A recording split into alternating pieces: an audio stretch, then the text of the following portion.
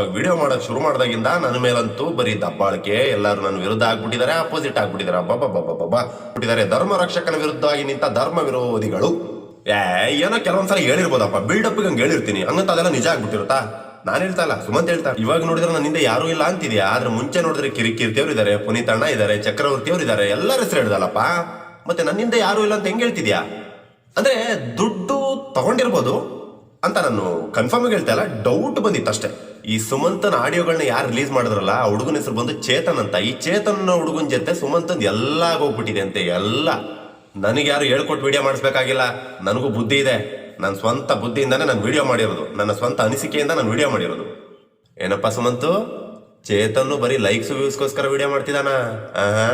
ಹಾಗಾದ್ರೆ ನೀನ್ ಯಾವ್ದಕ್ಕೋಸ್ಕರ ಮಾಡ್ತಿದ್ಯಪ್ಪ? ನಾನೇನ್ ಚಂದನ್ ಗೌಡ ಅವ್ರ ವಿರುದ್ಧ ಲೈಕ್ಸ್ ವ್ಯೂಸ್ಗೋಸ್ಕರ ಏನ್ ವಿಡಿಯೋ ಮಾಡಿಲ್ಲ. ಅದಕ್ಕಿಂತ ಮುಂಚೆ ನಂದು ಒಂದೊಂದು ವಿಡಿಯೋ 20,000 ಹೋಗ್ತಾ ಇತ್ತು ಅಂತ ಸುಮಂತ್ ಹೇಳ್ತಾ ಇರೋದು.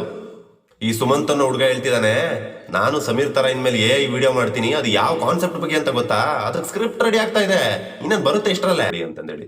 ನೆಕ್ಸ್ಟ್, ನನ್ನಿಂದ ಯಾರು ಇಲ್ಲ ನಿನ್ನಿಂದೆ.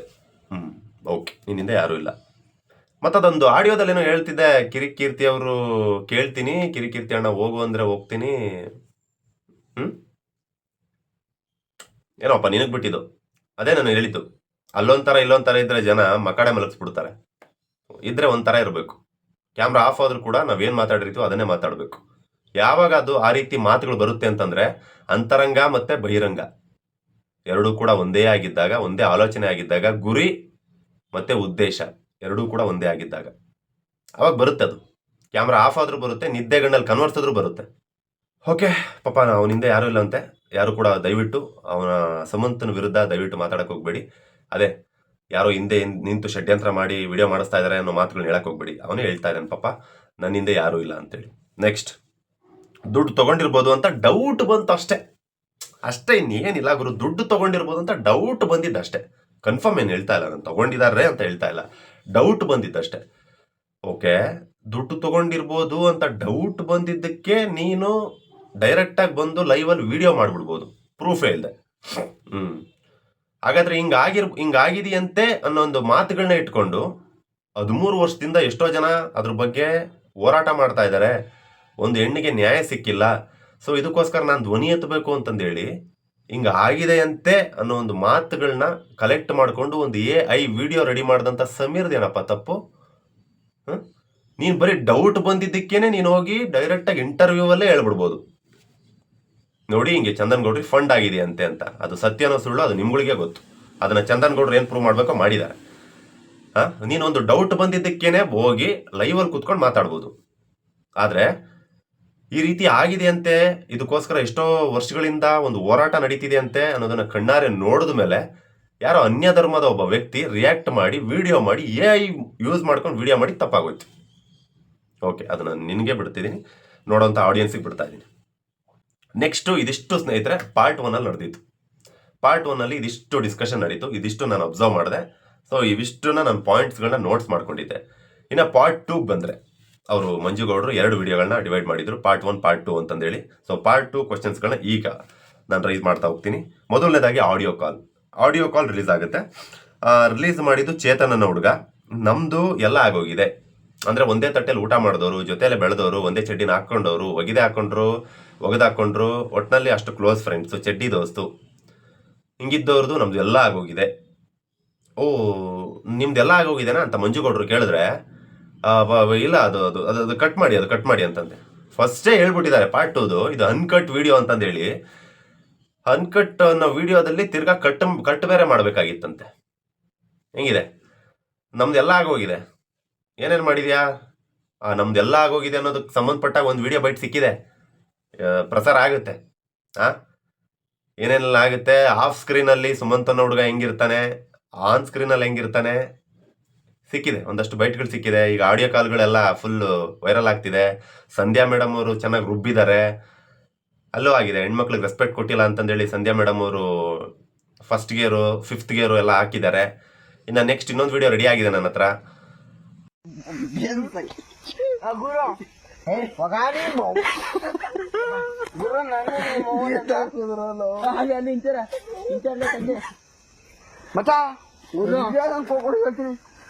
ಗುರು ಮಗನ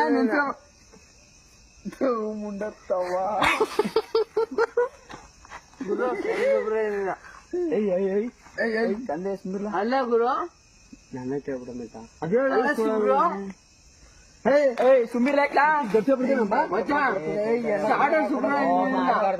ನೀನು ಬೇಡ ನನ್ಗ ಜಿಜ್ಞಾಸಿಲ್ಲ ಒಂದ ಬಾ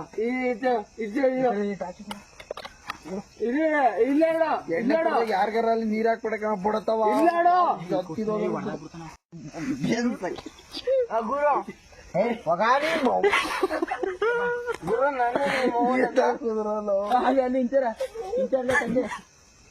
ಮತ್ತ ಗುರು ಮಗನ ಮುಂಡತ್ತವ ಗುರು ತಂದೆ ಅಲ್ಲ ಗುರು ನನ್ನ ಕೇಳ್ಬಿಡ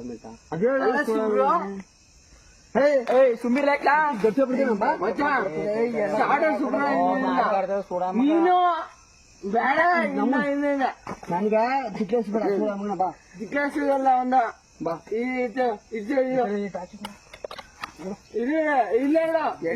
ಯಾರಿಗಾರ ಅಲ್ಲಿ ನೀರ್ ಹಾಕ್ಬಿಡಕ ಬಿಡತ್ತವ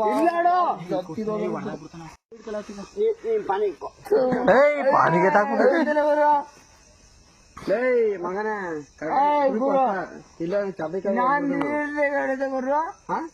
ನಿಮ್ಮ ಅಮ್ಮನ ಹೆಂಗ್ ಹೊಡ್ರು ಗೊತ್ತಾರ ನಿಮ್ಮ ಅಮ್ಮನ ಹೆಂಗ್ ಹೊಡೆದ್ರು ಗೊತ್ತವ್ರು ಯಾರು ಯಾರೋ ಇರೋ ನಿಮ್ಮ ಅವ್ವನ ಹಾಕಿ ಅಂದ ನನ್ನ ಅದಕ್ಕಿಂತ ಹಿಂಗೆ ತುಳ್ಬಿಡ್ತೀನಿ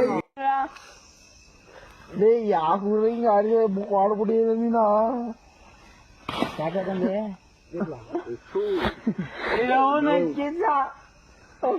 ಲೋ ಬೇಡ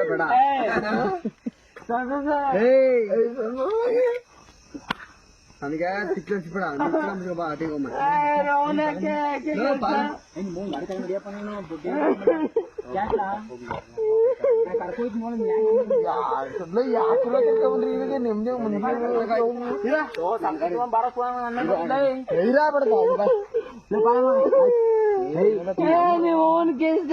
ನನ್ನ ಸ್ನೇಹಿತರು ಯಾರೋ ಒಬ್ರು ಸುಮಂತ್ ಅನ್ನೋ ವಿಡಿಯೋ ಬಗ್ಗೆ ಅಪ್ಲೋಡ್ ಮಾಡಿದ್ರು. ಸೊ ಅವರ ಹೆಲ್ಪ್ ತಗೊಂಡು ಅದನ್ನು ಕಳಿಸ್ಕೊಂಡಿದ್ದಾಗಿದೆ.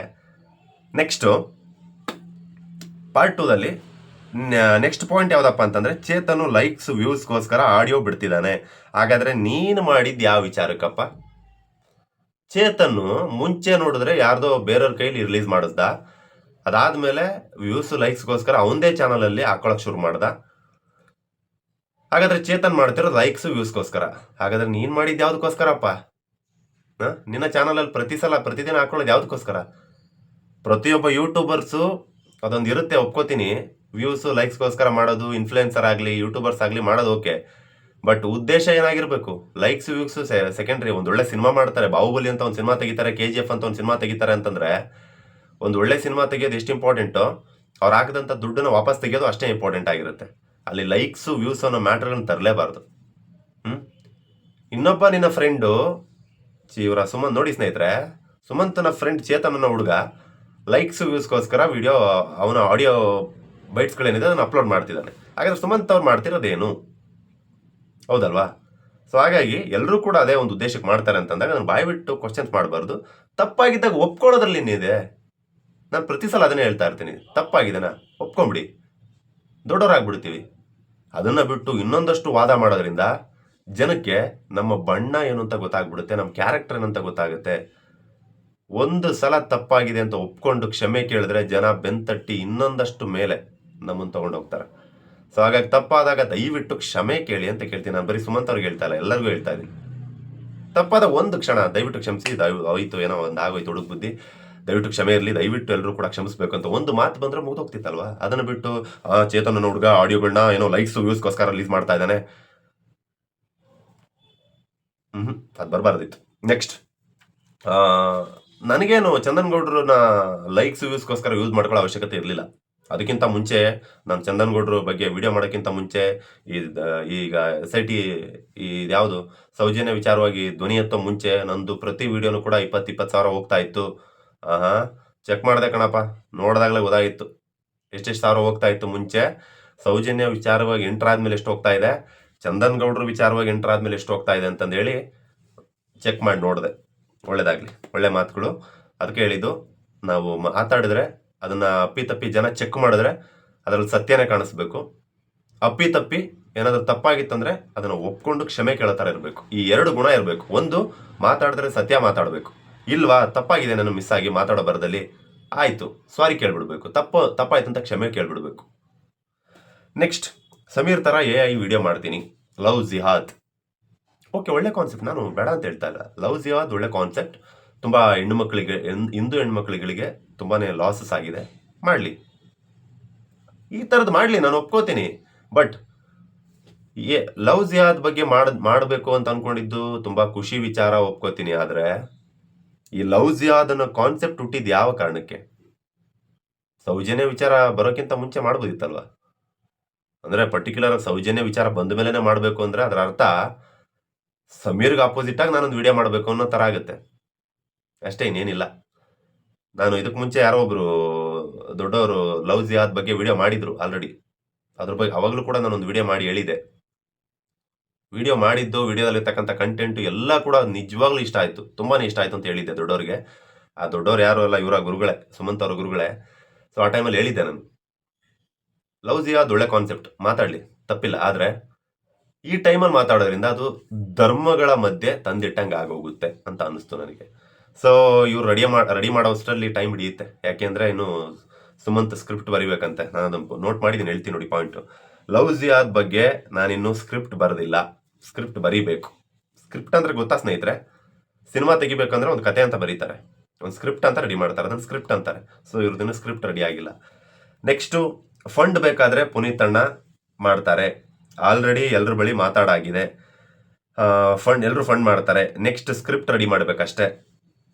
ಫಂಡ್ಸ್ಗೆ ಚಕ್ರವರ್ತಿ ಸುಲೇಬಿಲೆ ಅವರು, ಕಿರಿಕೀರ್ತಿ ಅವರು, ಪುನೀತ್ ಕೆರಳ್ಳಿ ಅವರು, ಗುರು ಉಪ್ಪಾರ್ ಅವರು, ಆರ್ಯಕೃಷ್ಣ ಅವರು, ಇವರು ಫಂಡ್ ಮಾಡ್ತಾರೆ ಅನ್ನೋ ಒಂದು ಹೆಸರು ಬಂದಿದೆ.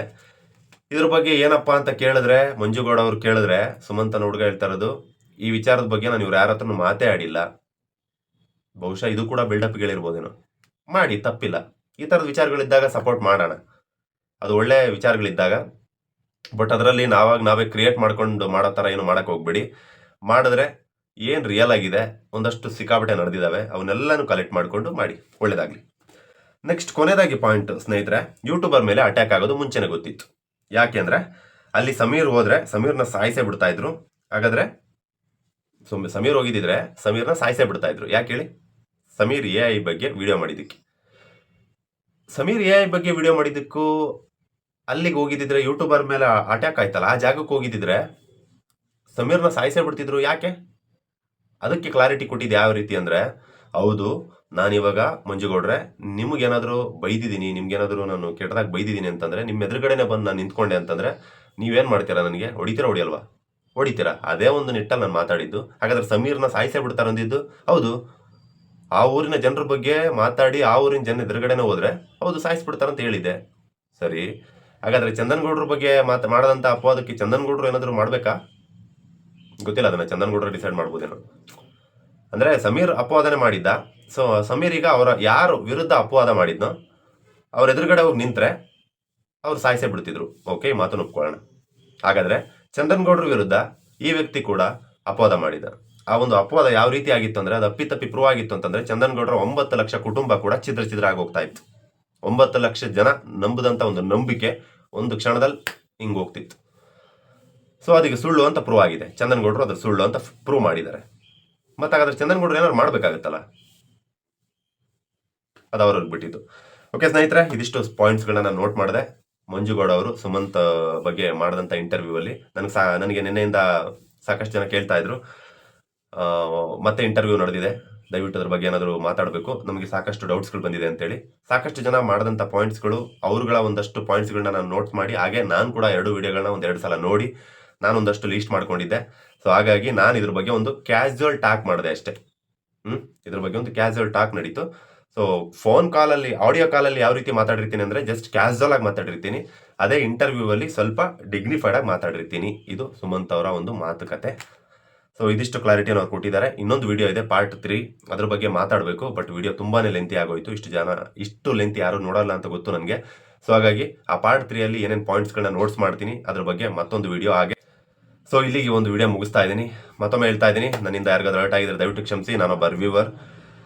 ಒಳ್ಳೆ ವಿಚಾರಗಳ ಬಗ್ಗೆ ಮಾತಾಡಬೇಕು. ತಪ್ಪಾಗಿ ಮಾತಾಡಬಾರ್ದು, ಸುಳ್ಳುಗಳನ್ನ ಹೇಳ್ಬಾರ್ದು. ಅಪ್ಪಿ ಹೇಳಿದ್ರೆ ಕೇಳೋವಂಥ, ಯಾಕೆ ಸುಳ್ಳು ಹೇಳಿದೆ ಅಂತ ಕೇಳೋವಂಥ ಹಕ್ಕು ಪ್ರತಿಯೊಬ್ಬರಿಗೂ ಇದೆ. ಬಟ್ ಸುಳ್ಳೇ ಇಲ್ಲದೆ ನಾವೇ ಸುಳ್ಳು ಪ್ರಶ್ನೆಗಳನ್ನ ಹುಟ್ಟಾಕಿ ಕ್ವಶನ್ಸ್ ಕೇಳೋದು ತಪ್ಪು. ಅದ್ರ ಬಗ್ಗೆ ನಾನು ಧ್ವನಿ ರೈಸ್ ಮಾಡಿದ್ದೀನಿ. ಸೊ ಇಲ್ಲಿಗೆ ಒಂದು ವಿಡಿಯೋನ ಮುಗಿಸ್ತಾ ಇದ್ದೀನಿ. ಮತ್ತೆ ಸಿಗೋಣ. Love you all.